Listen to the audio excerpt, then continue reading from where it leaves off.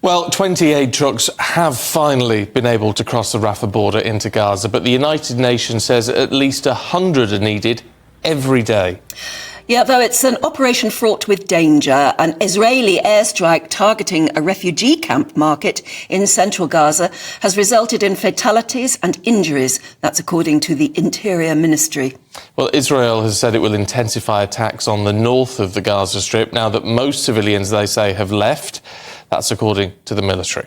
And Israel has vowed to punish Iran for its involvement in Hamas's kibbutz massacre and promised that if the Iranian-backed Hezbollah joined in, bombs would fly. Well, the American president has called on the Prime Minister to legislate, our Prime Minister that is, to legislate Iran's Islamic Revolutionary Guard as terrorists in the wake of Tehran's complicity in the Hamas massacre in Israel. Meanwhile, back home, 100,000 people took part in a pro-Palestinian protest in London yesterday, with many more thousands attending marches in other cities across the UK. Yeah, they were calling for an end to the conflict in the Middle East and demanding the government stop supporting Israel's actions. Free Palestine! Free Palestine! Free Palestine! And Transport for London have launched an investigation after a tube driver appeared to lead a pro-Palestinian chant. Yeah, use a bit of common sense there. Excuse me. Let's talk to Israeli journalist Amir Oren, who joins us now. Good to see you this morning, Amir. How much pressure is Israel now under, and what are they doing? Because we've heard of this almost shock and awe tactics that they said they were going to deploy, and it hasn't happened yet, not in the way we were expecting.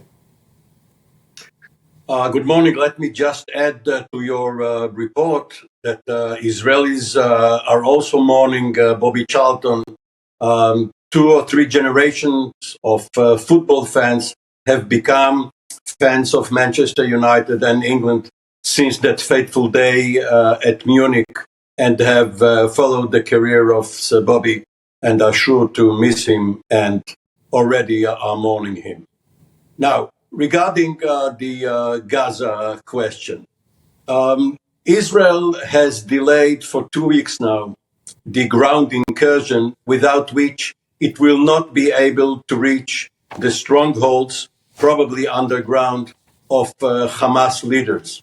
It has been softening from the air, as it calls it, the corridors from the Israeli border towards central Gaza. That means that the northern part of the Gaza Strip has to be evacuated from civilians so that they will not be hurt by the bombings and by the armored columns. Of course, they will be asked to go back to their homes or whatever is left of them once the campaign is over.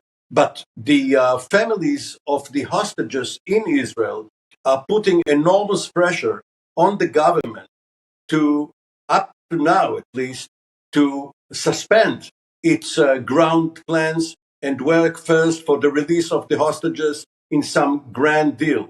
So in that regard, the pressure, both by the Biden administration and by the families, is working, and there are divisions within the Netanyahu war cabinet.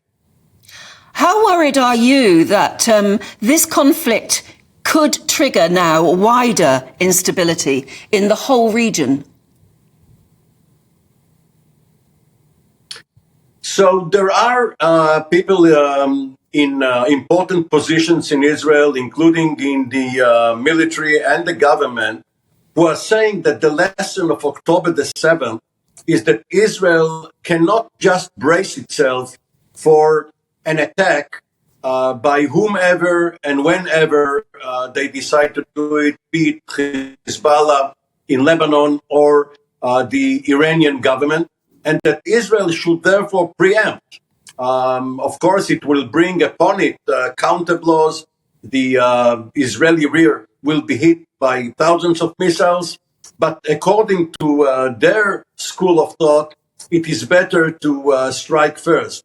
They are not in the majority right now, and the Biden administration, through the president, Secretary Blinken, and especially the Pentagon, Secretary Austin, is having near daily conversations with his counterpart, the Israeli defense minister, in order to restrain Israel and to find out exactly what are the battle plans and approve or disapprove them. Israel has lost a lot of its sovereignty and independence in this crisis because it is now subordinate to American decisions. This is unprecedented in Israeli history.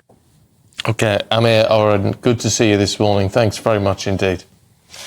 Well, we're joined in the studio by Foreign Affairs analyst and the former CEO of the National Jewish Assembly, James Marlow. And it's very good to see you this morning. I mean, I ask you the same question because the rhetoric is becoming very fierce, isn't it? Talking about cutting off the head of the snake of terrorism by maybe attacking Iran, or at least Hezbollah. How dangerous is this now to the whole region? You mean from Israel's point of view? Yeah. So I would refer you back to October the 7th, and it was a devastating attack, the massacres. In fact, Zaka, which is the Israeli organization that looks after the burial and is responsible for picking up pieces of body, and the reason why the numbers have fluctuated even over the weekend as to exactly how many were killed is because it was still looking for the remains of those who were burnt. But they gave a press conference at the end of last week, another one, just to remind people exactly what took place. And that's why there's so much shock and horror in the country, in Israel, of course.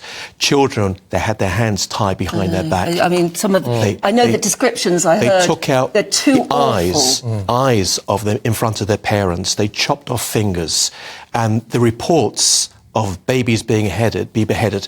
I understand that President Joe Biden and the American administration have seen the video and these pictures and have confirmed this as well. So it was just something which you cannot even believe. So there is a huge amount of anger. Those communities in the southern region along Gaza were mostly from left-wing people.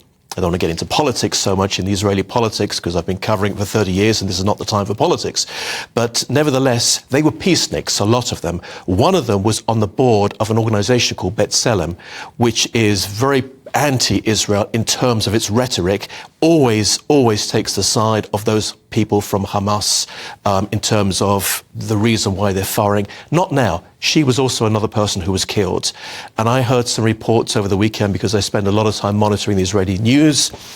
And that is that those who live in the communities, we welcomed in these people because there's tens of thousands that cross over from Gaza. We give them work. We try and work with them. We can't do that anymore. We can't allow any more in.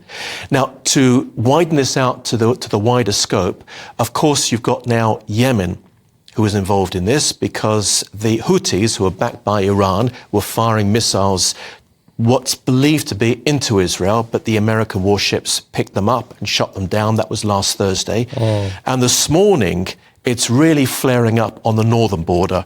So for the last week and a half, Hezbollah has been firing missiles into Israel. The Israel against their anti-tank missiles against the defense system in northern Israel.